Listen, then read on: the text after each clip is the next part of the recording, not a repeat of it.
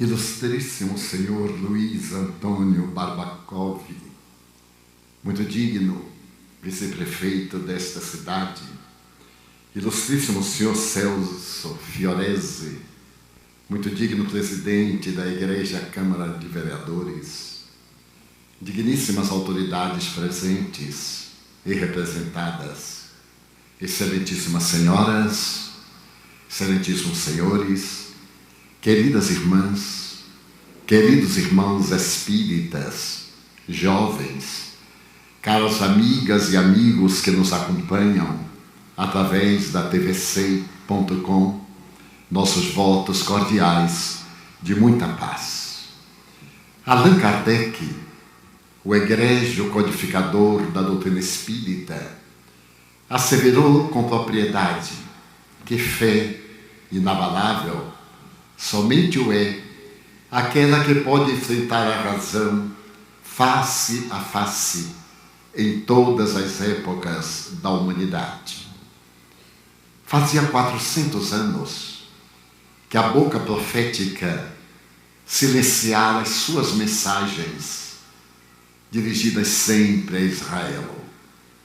Nesse longo período, uma noite de aflições tombou de maneira especial sobre aquele povo que se considerava eleito pelos céus para a grande tarefa de construir um mundo de fraternidade na terra. Nesse largo período, as mais terríveis aflições, como anteriormente, tombavam sobre o dorso de todo o povo israelita, que após essa fase longa experimentava o tacão das legiões romanas, que à época governavam praticamente o mundo conhecido. Encontrava-se à frente de Israel, na opinião de Giovanni Papini, um dos homens mais perversos do século I antes de Jesus. Herodes o Grande caracterizava-se pela pusilanimidade. Não era judeu. A sua vida era assinalada pela soberba, pela ferocidade e pela promiscuidade de natureza moral. Para poder dar alguma forma de dignidade à sua governança, casou-se com a princesa Asmoneia, para poder diminuir de alguma forma o impacto da sua presença sobre as tradições israelitas. Por consequência, era odiado por todos os judeus. Por sua vez, também aos judeus odiava. Nada obstante, ele mandou redecorar o santuário, considerado na época o Templo de Jerusalém, uma das mais notáveis construções arquitetônicas. À entrada do imenso santuário, ele mandou esculpir na parede de mármore uma macieira toda em ouro, que era a sua maneira de homenagear o Deus único, o que certamente não mudou a ideia e o conceito que desfrutava entre o povo israelita. Nesse momento, enquanto Israel estorcega sob a chibata impiedosa de um inclemente governante, deve ter chamado a reflexão dos historiadores um fenômeno que vinha ocorrendo exatamente nesse período, um pouco antes, quando, após o fracasso da primeira manifestação governamental de Roma, para dividir em triunviratos aqueles homens notáveis que deveriam manter sob a governança das legiões o imenso império, surge o segundo triunvirato depois do assassinato de Júlio César na escadaria do Senado. E entre esses dois novos triunviros, um deles destaca-se pela grandiosidade do seu caráter, Caio Júlio César Otaviano. A sua vida é bastante especial, porquanto era um homem, segundo alguns historiadores, de complexão frágil. Numa das guerras da Bitínia, ele contraíra uma problemática infecciosa e tinha o corpo sempre envolto em ataduras para poder proteger-se, especialmente das lufadas de vento frio que lhe provocavam distúrbios respiratórios terríveis. Ao lado disso, esse homem também excelente cabo de guerra, que conseguira vencer Antônio, encontrava-se no fastígio, quando de repente ele teve notícia do comportamento de uma neta, que era o mesmo comportamento de uma das suas filhas muito amadas, que se havia entregado à conduta reprochável de uma pessoa insensata. Na primeira vez, para poder demonstrar que a casa governamental de Roma era digna, mandou para o exílio na ilha da Panatária aquela filha vulgar que naturalmente indignificava a coroa. E agora, por segunda vez, a sua neta, que se entregava também aos abusos de toda a natureza, recebeu a mesma penalidade desse homem de caráter diamantino. Mas as suas aflições íntimas não pareciam terminadas, porque ele descobriu que a própria esposa experimentava venenos em muitos escravos, objetivando, talvez, libertar-se de inimigos políticos. E com a mesma austeridade que lhe caracterizava o caráter ímpar, exigiu-lhe a preservação no tálamo conjugal, deixando-a, entretanto, para que ela pudesse sentir o significado de uma vida que não era compatível com a sua legislação. Esse homem extraordinário, no entanto, ao renascer na terra para governar Roma, nesse período, parece que se fez acompanhar de uma pleiade de espíritos nobres que vieram preparar uma era muito especial. Era Virgílio, Tito Livio, Salústio, que pareciam inspirados pelos deuses. E quantas vezes, diante do foro, na sua tribuna de ouro, ele via Virgílio declamar: ó sol fecundo, que diariamente abres e fechas o dia, que no teu périplo pela terra não possas ver nada que se equipare à grandeza de Roma. E as lágrimas escorriam pelos olhos daquele governante de um império colossal.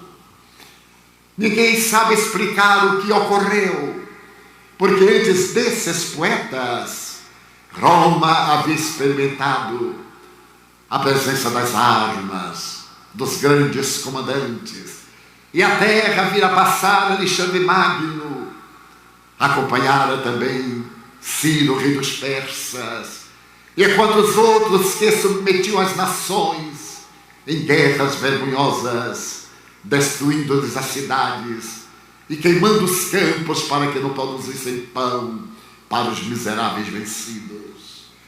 Sucede que nesse período a divindade aproxima-se da terra e os seres angélicos tecem a túnica nupcial do ser humano com aquele que vem libertar todas as criaturas da tremenda escravidão da ignorância.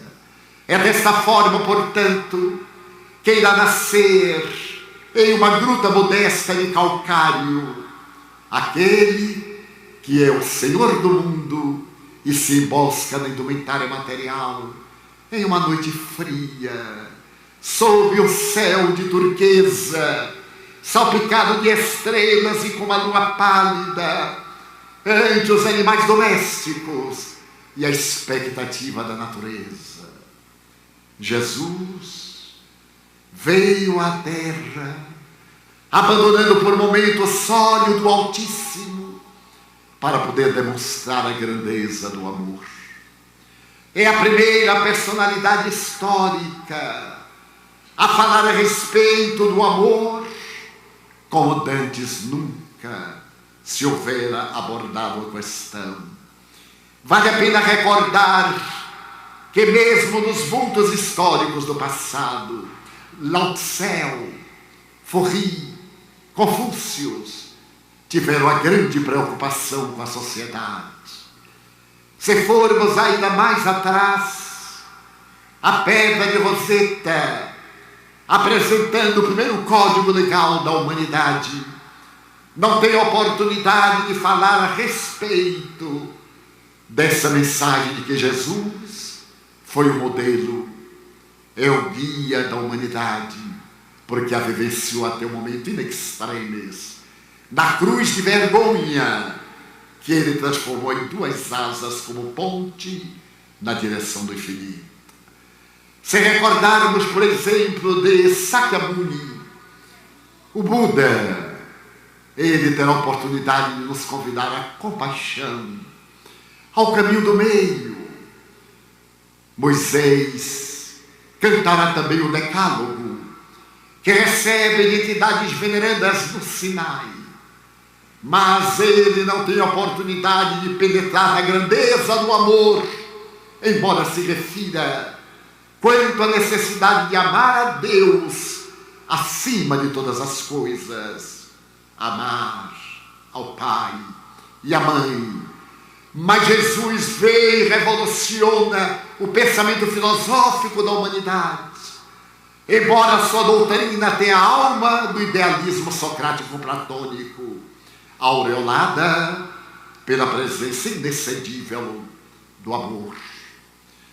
A única definição que à época se pôde dar a respeito de Deus, colocada nos lábios ou na pena mágica de João, quando assevera que Deus é amor. E com Jesus começa uma era nova. Ele foi tão grande, conforme assevera Ernesto Renan, que não coube dentro da história. Todos os vultos grandiosos até aquele momento foram absorvidos pela história, mas ele foi tão extraordinário que dividiu a história antes e depois do seu berço. A partir dele, os fatos históricos receberão outro tratamento, porque ninguém que se lhe equipare.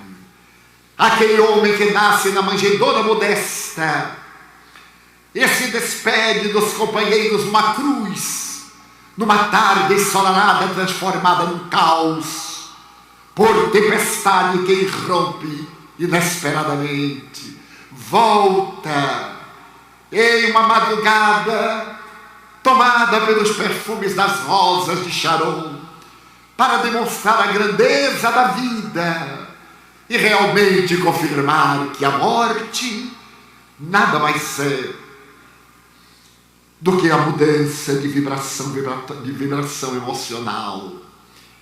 É uma transferência de um estado para outro vibratório, dentro das grandes leis que regem o universo.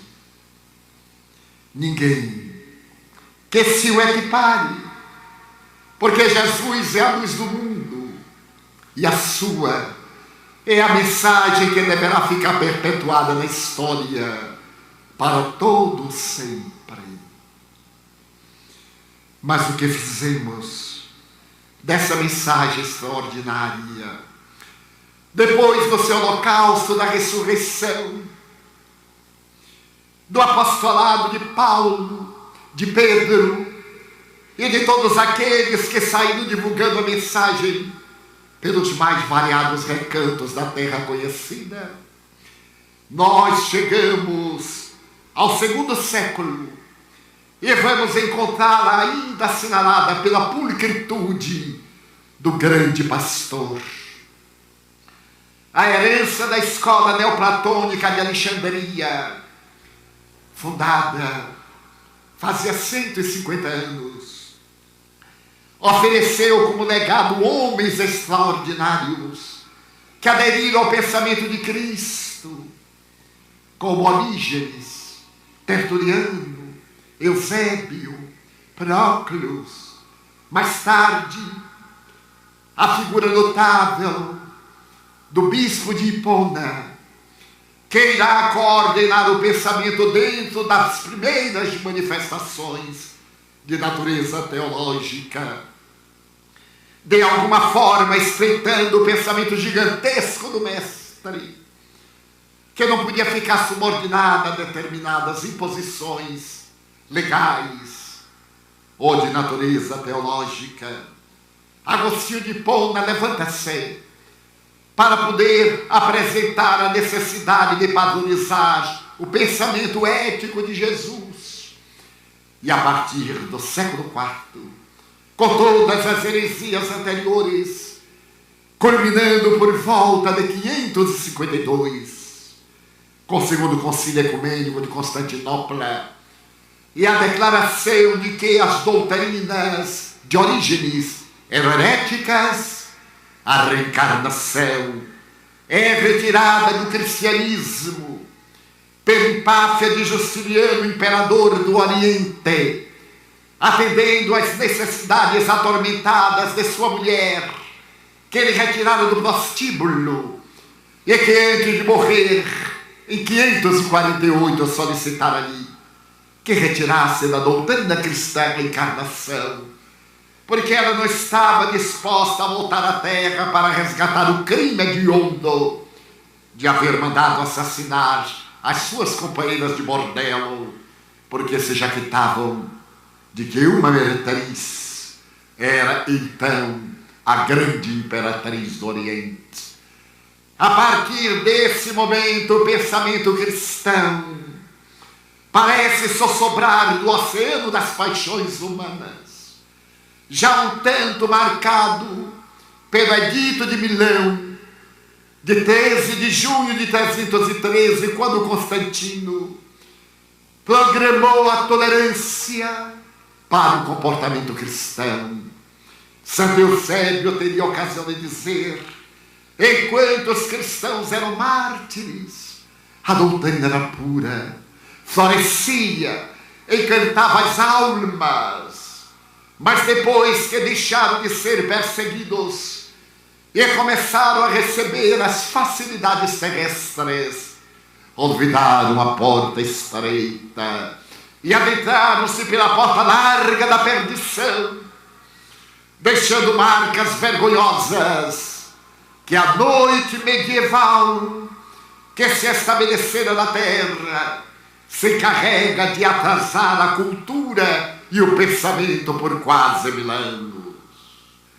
E daquele Jesus, dedicado ao amor, não ficaram sequer as pegadas luminosas, porque durante a noite medieval, a vergonha das cruzadas, a hediondez da Santa Inquisição, a impiedade e indiferença pelas criaturas humanas substituíram as dúlcidas e consoladoras mensagens do afável Rabi, que amava as criancinhas e que viera para todos e não apenas para o rebanho, porque ele também tinha ovelhas que a este rebanho não pertenciam.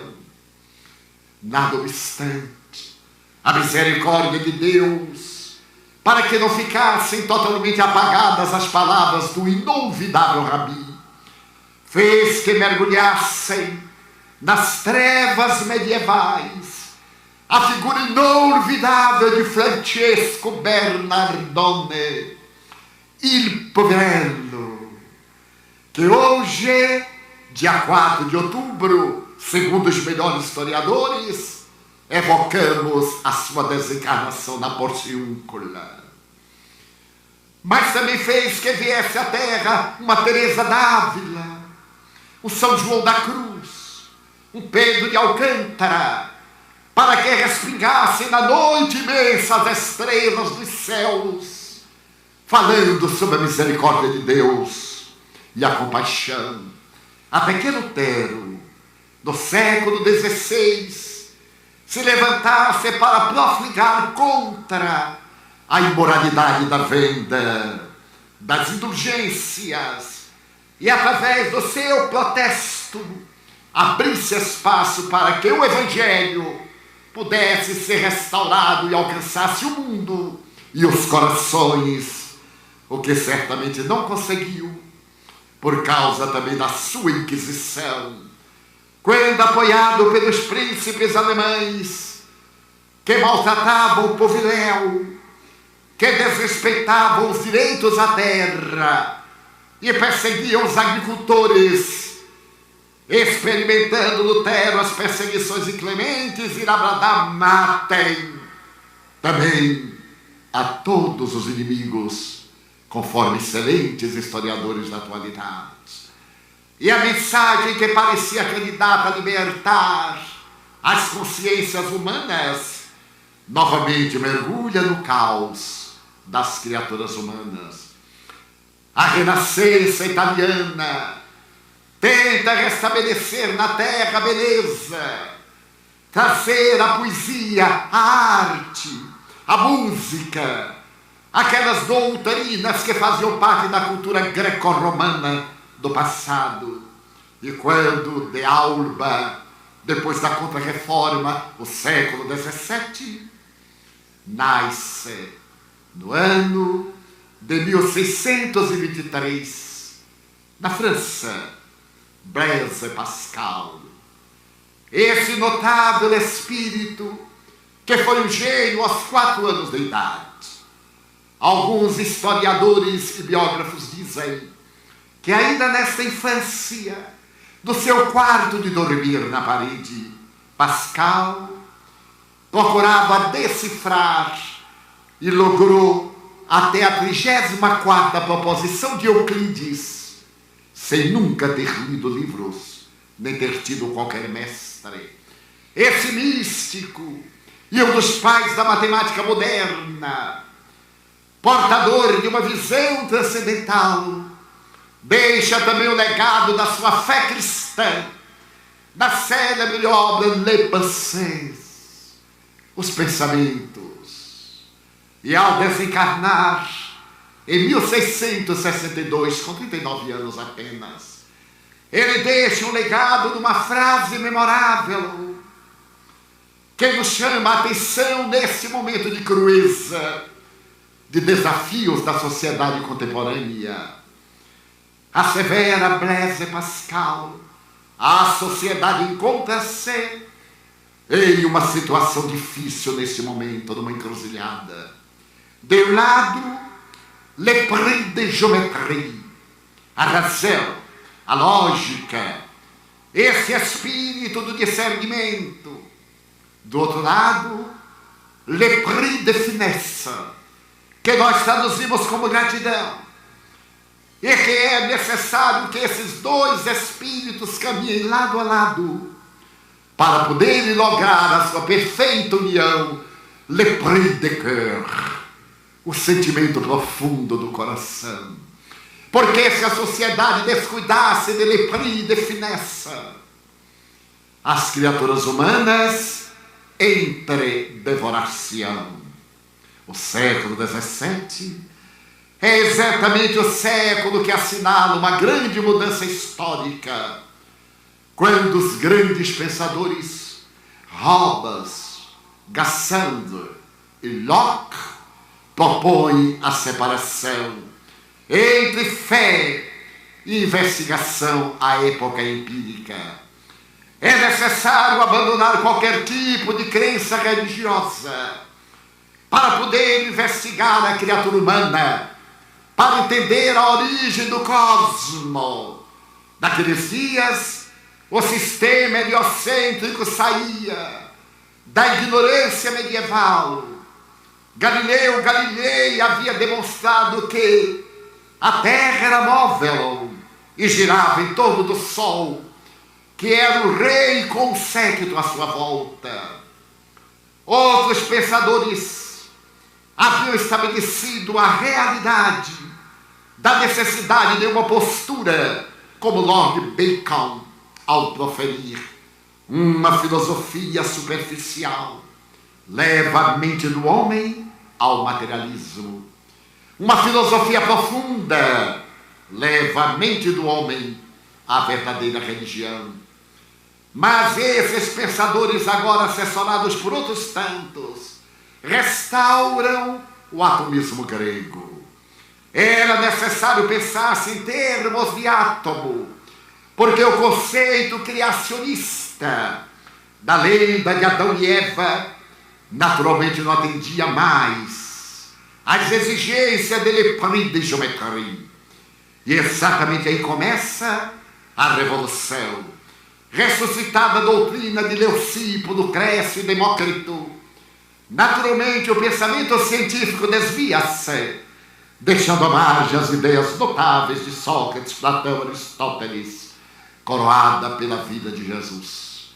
O século XVIII irrompe. É o século da enciclopédia. Voltaire proclama que acreditava em Deus, sim, não nos Deus que os homens fizeram, mas sim no Deus que fez os homens. Mas é o período terrível da Revolução.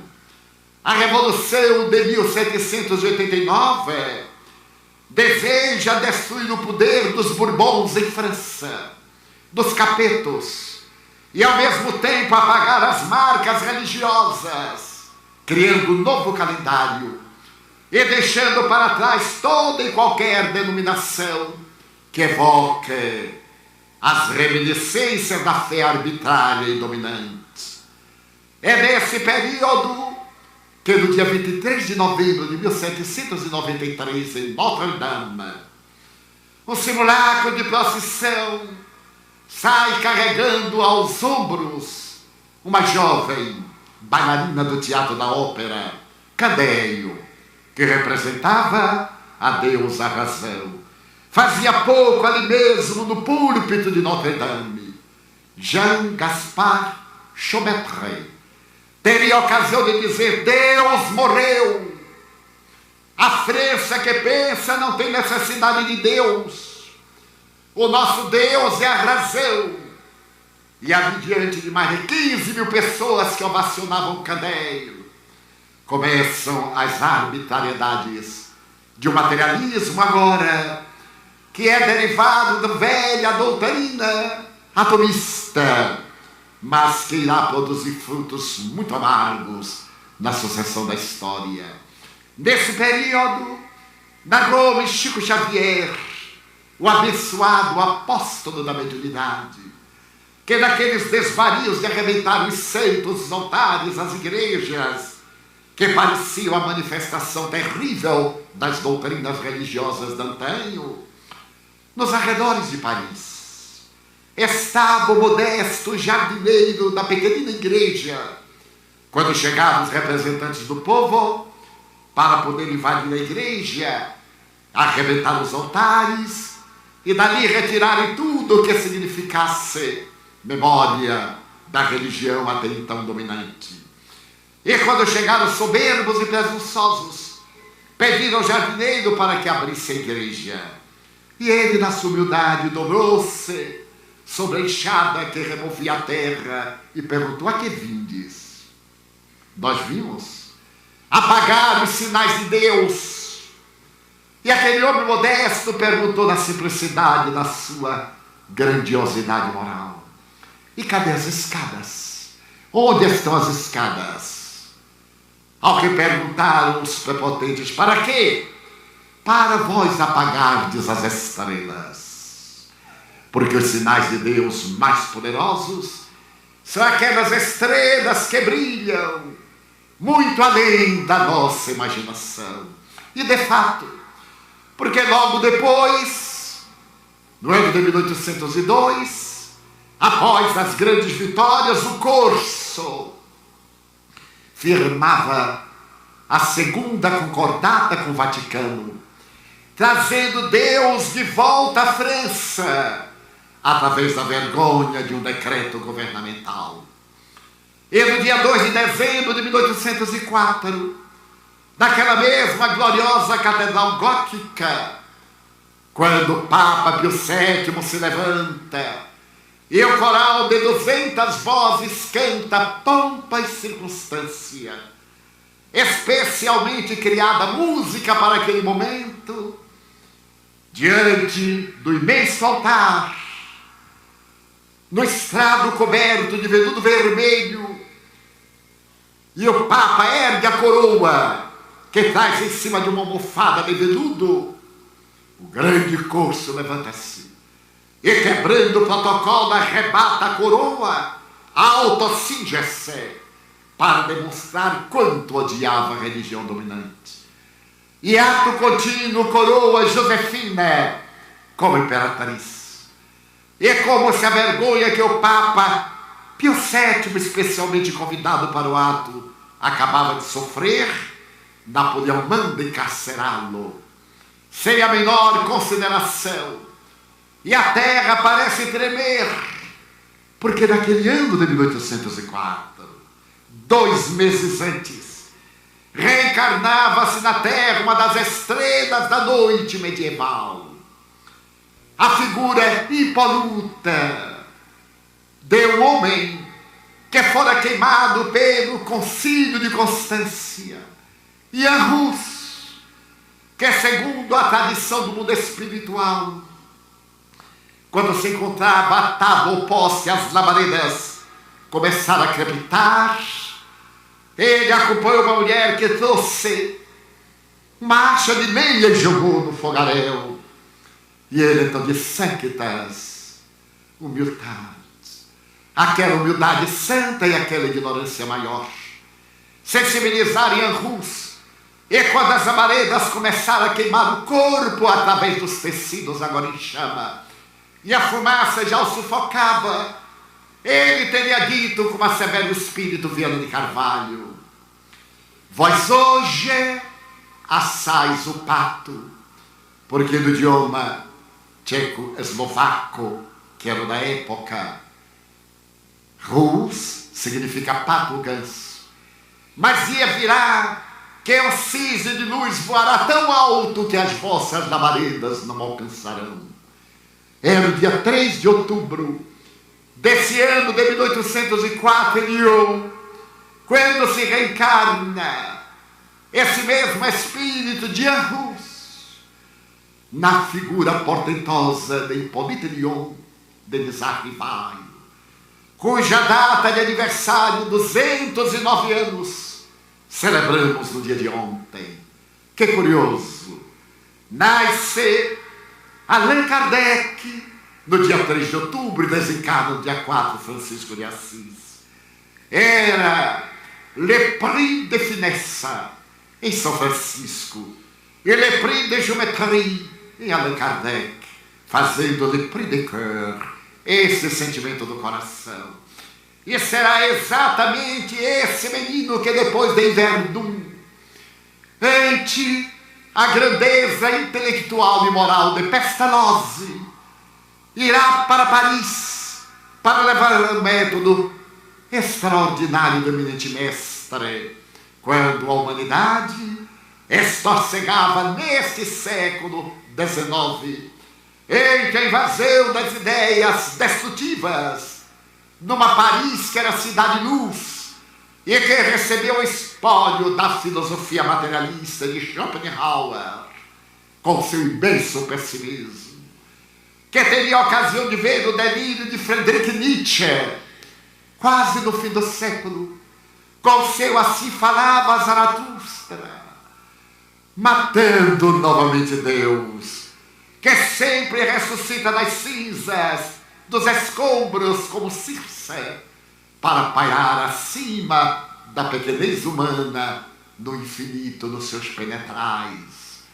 Nesse período, as ideias de Spencer, aureoladas pelo pensamento de outros como Haeckel, e por que também não recordar Engels e Marx, começava a dominar as mentes. É curioso notar um fato: Marx apresenta o seu Manifesto Comunista no dia 31 de março de 1848, às 10 horas da manhã em Londres.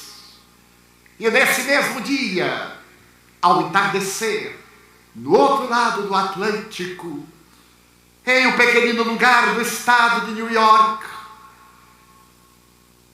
duas meninas e sua família têm a maior dificuldade de dormir naquele cottage de madeira, porque sons especiais e ruídos tormentosos vêm inquietando a família desde há muito, mas especialmente nesta noite, quando se trava o grande diálogo entre o mundo físico e o mundo transcendental. É o lugarzinho chamado Hydesville, do condado de Rochester. A família Fox, pertencente ao fundamentalismo americano, irá oferecer à humanidade a resposta para o que Carlos Marx havia colocado em Londres, enquanto apresentava o seu manifesto comunista. No discurso memorável, o grande economista gritou: para que Deus? A religião é o ópio das massas. E tinha razão. Porque a religião dizia ao operariado, aos camponeses, suporte os patrões perversos. Tenham paciência. Quando eles morrerem, irão para o inferno. E vós outros, os bem-aventurados do Sermão da Montanha, ireis para os céus. Lê do engano, porque quando cada poderoso morria, hoje desencarna. As exéquias fúnebres, a denominada missa de corpo presente, com todo respeito de nossa parte, absolve-os da penalidade que lhes parecia imposta. Quando nem a de corpo presente de sétimo dia, do primeiro mês ou do primeiro ano. E os miseráveis, que sequer podem pensar de como morrerão e jamais terão exéquia de qualquer natureza, particularmente fúnebre, esses não têm o direito de receber qualquer homenagem religiosa que lhes custa um preço que não podem pagar e continuarão no inferno dos padecimentos. Então não deixa de ser um ópio que aquelas doutrinas de então aplicavam na multidão dominada pelas suas paixões, seu esforço para recuperar-se.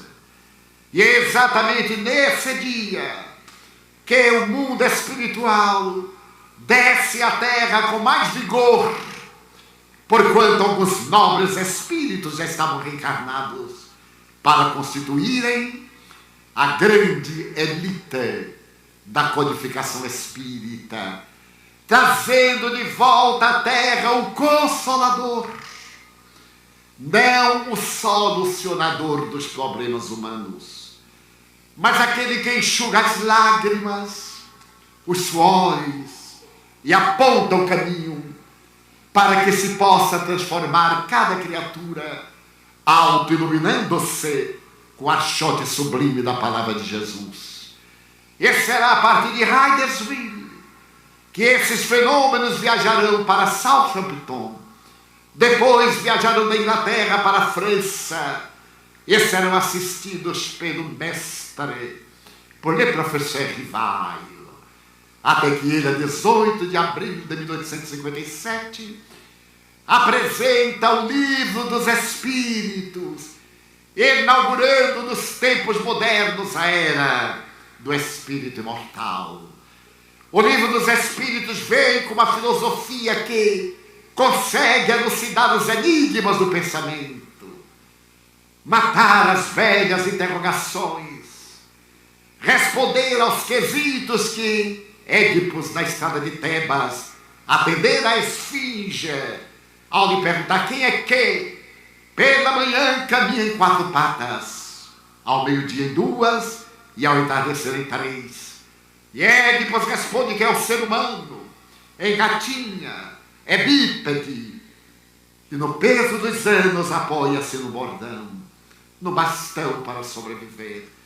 Allan Kardec é o novo Édipos, que nos vem dizer quem somos, de onde viemos, para onde vamos, porque sofremos.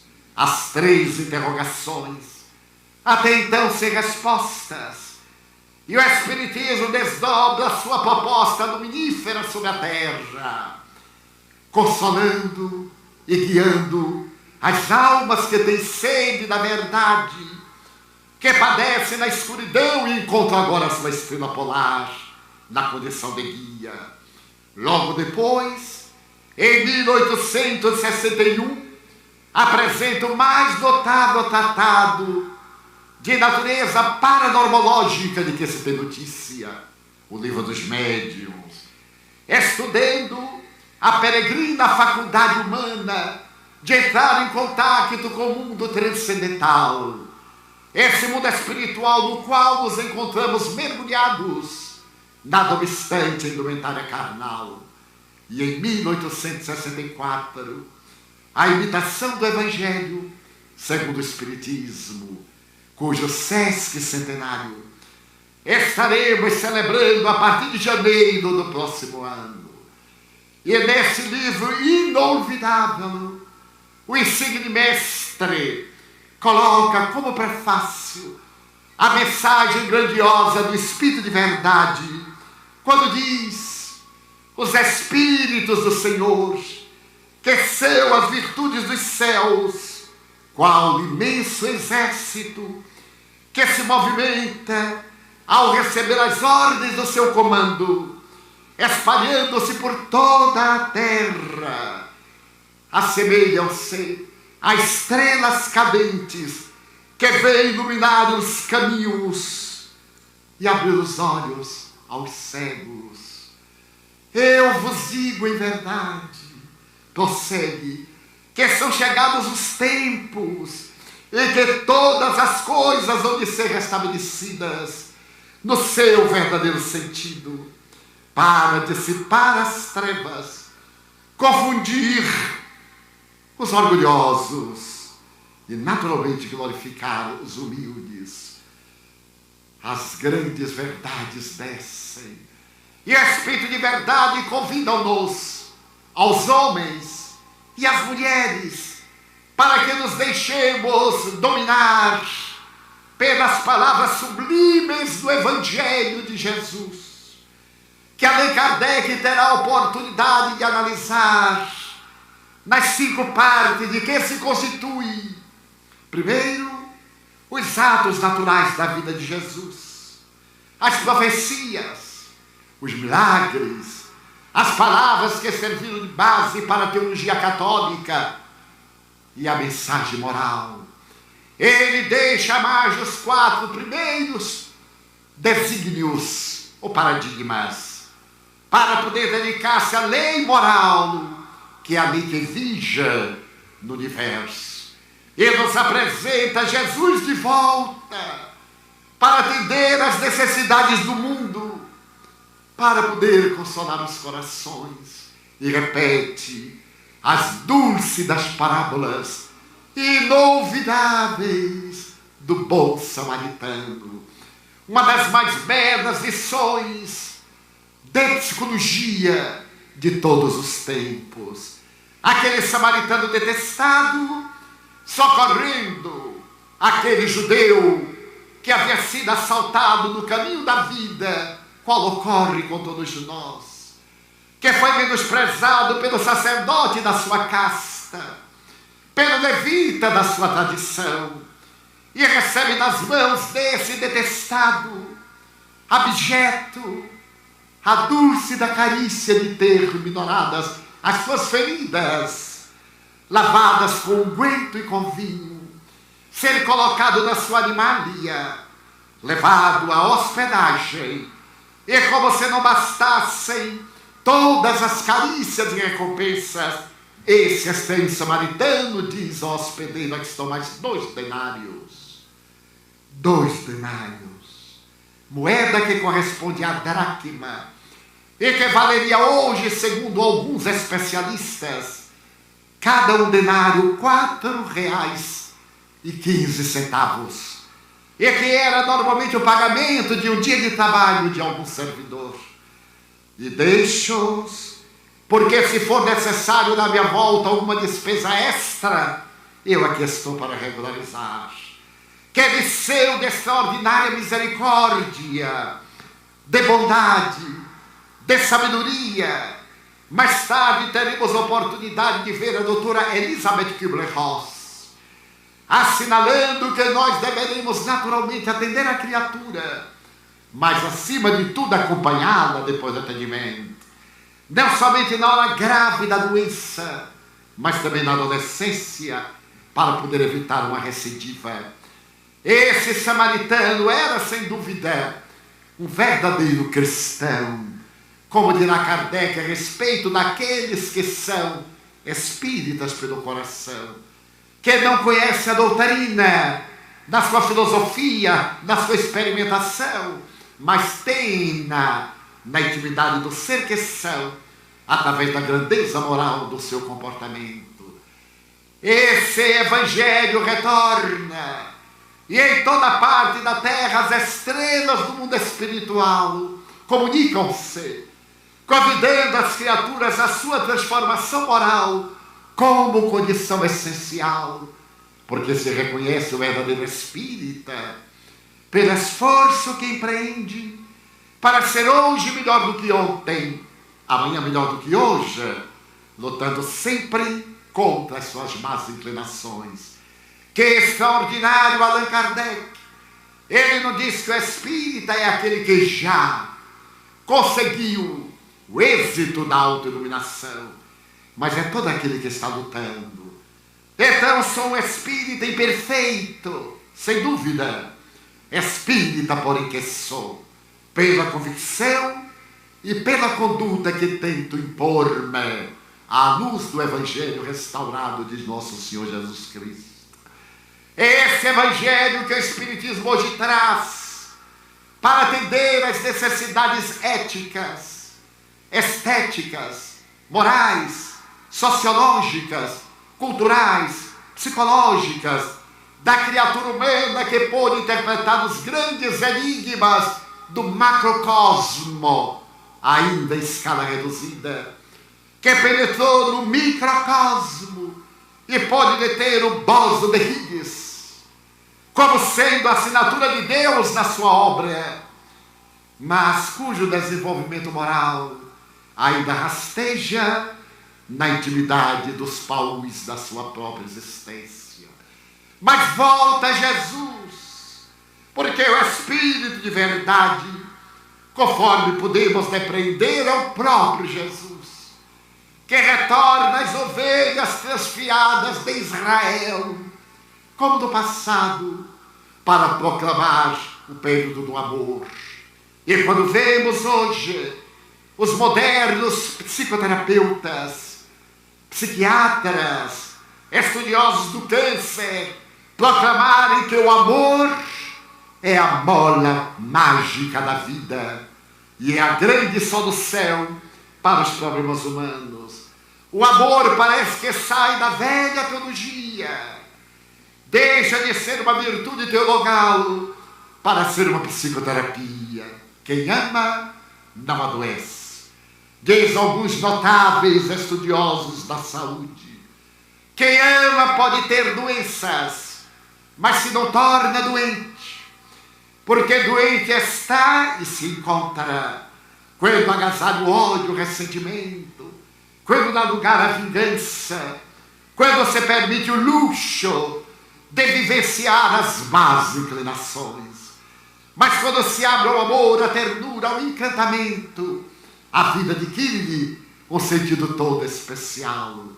É por isso que o Evangelho do Mestre tem regime de urgência. Torna-se-nos inevitável fazer uma viagem de volta ao Sermão da Montanha, a sinfonia inacabada que foi cantada naquele monte que era um monte qualquer e que a partir daquele instante tornou-se um símbolo da Era Nova. É indispensável que nós, os cristãos, deixemos-nos embriagar pelo licor sublime da palavra de Jesus e, encantados pelo seu verbo, selado pelo seu exemplo, voltemos a conjugar o verbo amar realmente, não só ao enunciá-lo, mas especialmente ao vivê-lo no lar, entre os parceiros, com os filhinhos, que muitas vezes são deixados à margem pelos pais ávidos de ganhar mais para dar coisas, porque não têm a coragem imensa de dar-se a si mesmos, de remunerar funcionários de alto custo para cuidar da prole que a eles deve e cabe o direito e o dever de atender, ou modernamente os funcionários virtuais e televisivos, que podem apresentar as melhores técnicas, mas não são capazes de amar, porque o amor é um sentimento sublime que brota como a origem de Deus que está em nós, porque somos dos trigênitos, da divina luz gerados, e é natural que essas almas que nos são confiadas recebam o elixir de longa vida da nossa ternura, da carícia, que cada vez mais escasseia nas famílias, do devotamento, do sacrifício. Nunca me cansarei de recordar de minha mãe. Permitam-me a licença. Quando eu contava 4 anos e meio para 5, uma família volumosa, éramos então 12 irmãos vivos, com meus pais 14, à mesa modesta. Depois daquele período do crack de Nova York, quando meu pai perdeu tudo, ele era exportador de folha de tabaco, e foi quase levado à indigência.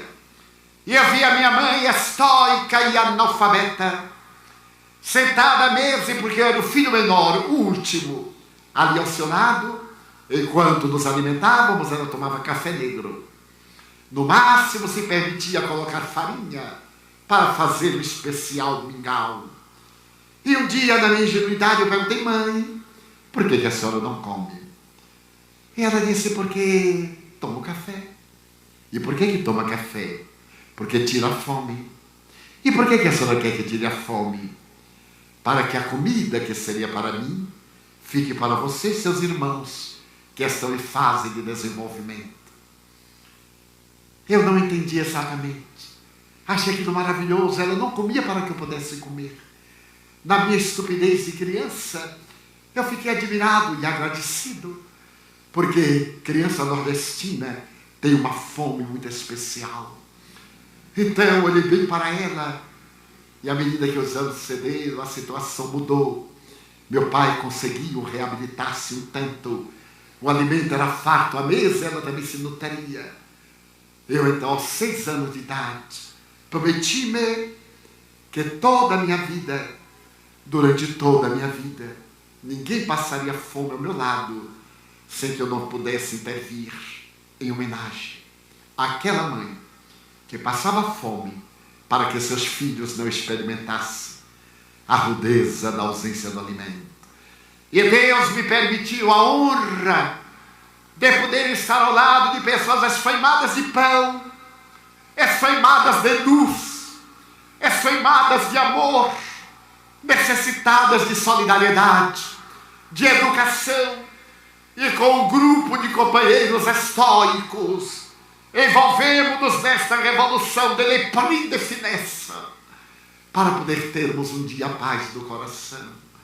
É necessário, portanto, que esse amor renasça no coração das famílias, maior convivência, especialmente com os filhos na idade da transição, no período da adolescência, quando vem a irrupção dos hormônios sexuais, dos órgãos anexos. Eles necessitam de orientação da palavra do pai ao filho masculino, da presença da mãe à filha, para poder evitar que vão fazer perguntas perturbadoras a colegas perturbados e sejam adotados pelos traficantes do crack, pelos traficantes de drogas ilícitas. E vejamos esta queda moral da sociedade, a violência que irrompe na família, a violência sob todos os aspectos considerados. Lamentável e dolorosamente a violência do coração branco, especialmente esta que deveria ser o exemplo como Otaviano impôs, que a dignidade deve estar na casa da governança, para que o povo, tendo governantes dignos, possam imitá-los. Mas é a falta do Evangelho, reconhecemos.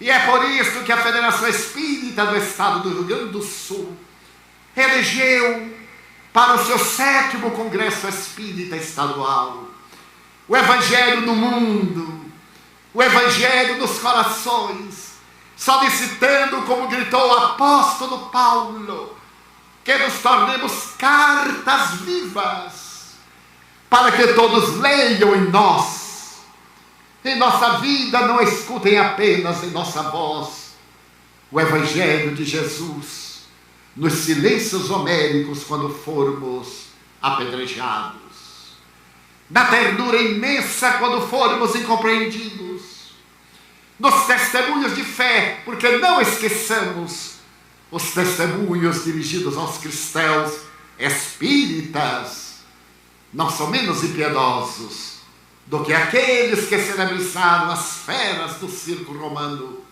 as lutas de gladiadores e as feras, porque hoje o circo não tem dimensões, e essas feras estão dentro de nós. É a nossa sombra junguiana, são as nossas paixões que necessitam ser domesticadas, para que possa cantar a palavra dúlcida do amigo de quem não tem amigos.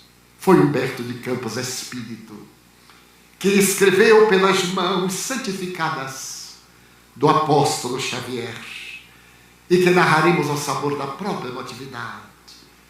Era o cair de tarde em Jerusalém, era o mês de Nisan, a primavera dava gargalhada de flores, especialmente as rosas de Sharon, desabrochavam em abundância, quando um homem esguio, sentado na escadaria do templo em Jerusalém, olhava o vale do Cedron e naturalmente o jardim das oliveiras ali de frente.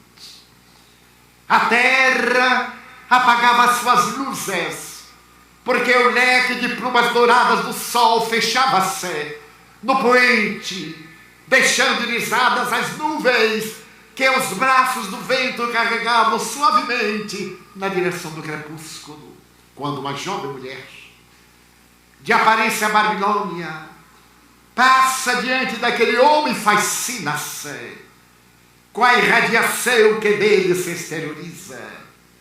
Era uma vendedora de ilusões.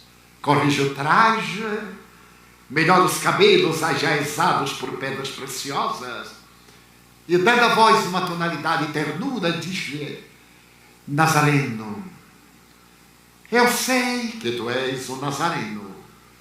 A tua barba e os teus cabelos denunciam-te. Hoje é dia de meu aniversário. Eu gostaria de convidar-te para que sejas o meu hóspede especial. Eu resido ali ao lado, em um vilino, um pouco distante daqui do templo. E começarei a minha festa. Quero dizer-te que hoje eu recusei vários clientes. Recusei um sacerdote, recusei um legionário, um príncipe de Alexandria, porque hoje sou eu quem vai eleger o parceiro para a sua noite de delícias. E quero dizer-te que cobro muito caro. Por isso tenho as minhas burras recheadas de gemas, de moedas de ouro, e tenho também os tecidos mais caros aqui do Oriente. Tu virás. Ele olhou-a.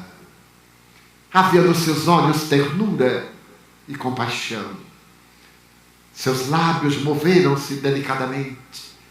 E aquele homem magro, de testa larga, banhada de suor, com o cabelo preso à poeira, disse-lhe: hoje eu não posso. Oh, Nazareno! Respondeu ela quase com sarcasmo: tu não sabes quem sou eu. Eu sou vendedora de perfumes. Os homens disputam-me, mas eu te convido para que venhas à minha casa. Não te cobrarei nada, eu sei que tu não és daqui. Os teus pés estão arranhados pela erva do caminho.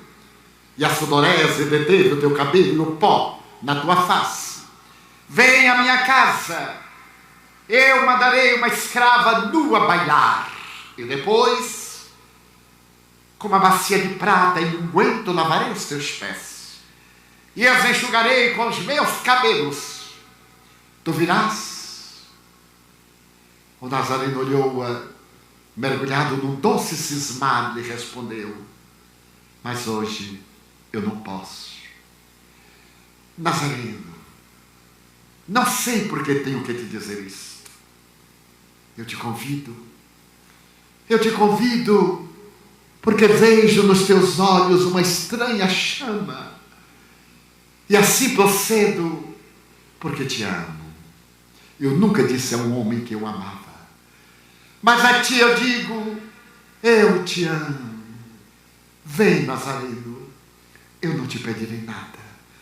Eu me contentarei que tu te sentes no meu divã, no meu triclínio, e eu ficarei à porta contemplando a tua beleza plácida, para poder dizer mais tarde que um dia um homem que era belo como a labareda de fogo, que era nobre como a espada nua, e era bom como o favo de mel, passou pela minha casa, pelo meu bordel, e não me tornou mais desventurada. Vem, tu virás. Ele levantou-se, os zigomas da face salientes, delgado, 1,75 m, talvez 78, dizem. Estendeu as mãos com ternura e disse-lhe: hoje eu não posso, mas eu te prometo, um dia que não está longe, nem muito perto, eu te atenderei ao convite, irei ter contigo. Não quero. Se não vieres hoje, não voltes nunca mais. E saiu revoltada, consertando a indumentária, e desapareceu na esquina do templo.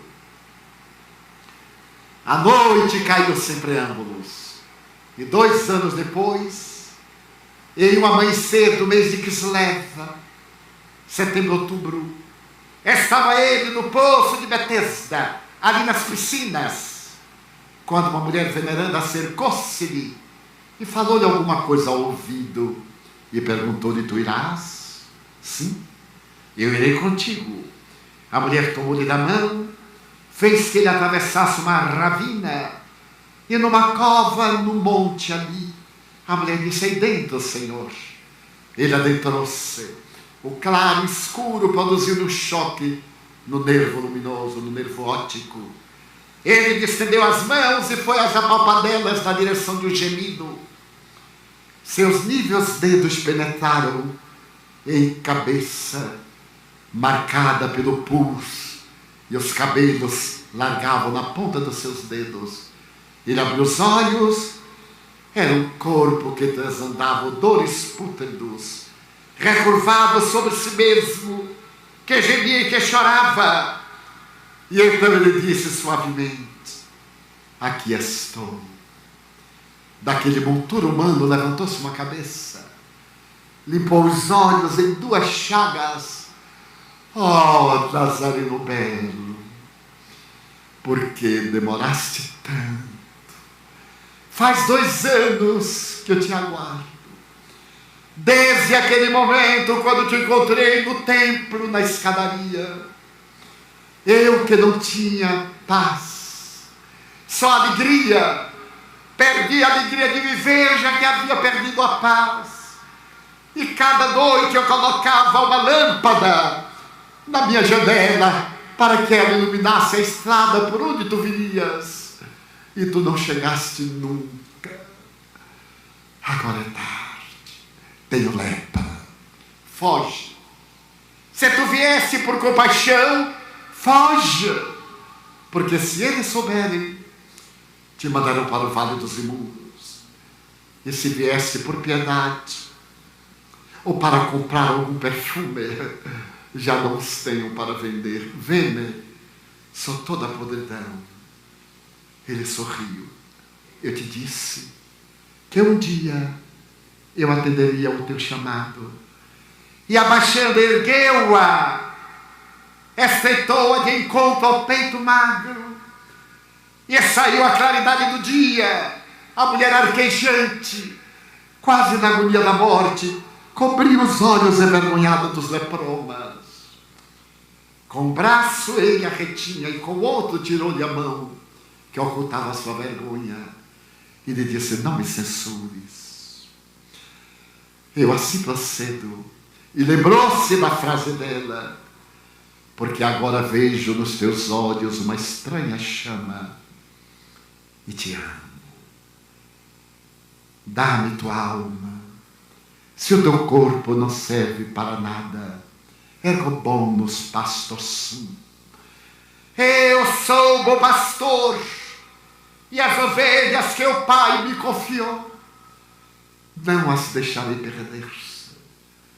E estreitando ainda mais aos braços, ela desfaleceu, e ele continuou cantando: ó, vinde a mim, todos vós, que estáis cansados e aflitos, tomai sobre vós o meu fardo, recebei o meu jugo, porque leve o meu fardo, suave é meu jugo, vinde, e eu vos aliviarei.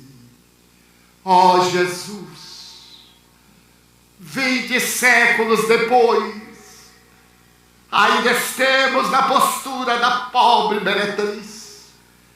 Nós te pedimos para que venhas à nossa casa para te oferecermos tapetes raros e joias, especiarias, quando tu apenas queres o amor que ainda não sabemos te dar.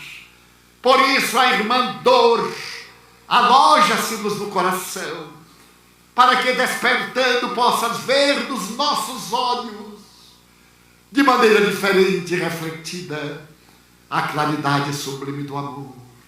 E nesses dias de tanta perversidade, de tanta indiferença, em que a tua mensagem agora vai sendo divulgada e cresce para atender as almas, permite-me dizer-te da emoção que me invade, sem reclamar, e da gratidão que me toma, sem qualquer sentimento de outra natureza, dizendo ao Pai: ó Senhor, muito obrigado por tudo que me deste, por tudo que me dás. Obrigado pelo ar, pelo pão, pela paz. Obrigado pela beleza que os meus olhos veem no altar da natureza. Olhos que fitam o céu, a terra e o mar, que acompanham a ave ligeira que voa fagueira pelo céu de anil e se detém na terra verde salpicada de flores em tonalidades mil. Muito obrigado, Senhor, porque eu posso ver meu amor, mas diante da minha visão eu me percebo contemplando os cegos que se debatem na escuridão, que choram na solidão, que sofrem na multidão. Por eles eu oro, e a ti eu imploro comiseração, porque eu sei que depois desta lida, na outra vida eles também enxergarão. Muito obrigado pelos ouvidos de Deus, que me foram dados por Deus, ouvidos que ouvem o temporilar da chuva no telheiro, a melodia do vento nos ramos do ormeiro e as lágrimas que vertem os olhos do mundo inteiro. Ouvidos que ouvem a música do povo que desce do morro na praça a cantar, a melodia dos imortais, ouve-se uma vez e não se esquece jamais. Pela voz melodiosa, canora, melancólica do boiadeiro, e a dor que geme, que chora no coração do mundo inteiro. Pela minha faculdade de ouvir, deixa-me pelos surdos pedir, porque eu sei que depois desta prova, na vida nova, eles voltaram a ouvir. Obrigado pela minha voz, pela sua voz, pela voz que canta, que ama, que legisla, que ensina, que alfabetiza, que trauteia uma canção, pela voz que teu nome profere, conduz-se da emoção, mas diante da minha sinfonia, Eu me dou conta daqueles que sofrem de afasia, que não falam de noite, que não cantam de dia. Oro por eles, porque eu sei que depois desta prova na vida nova, eles cantarão.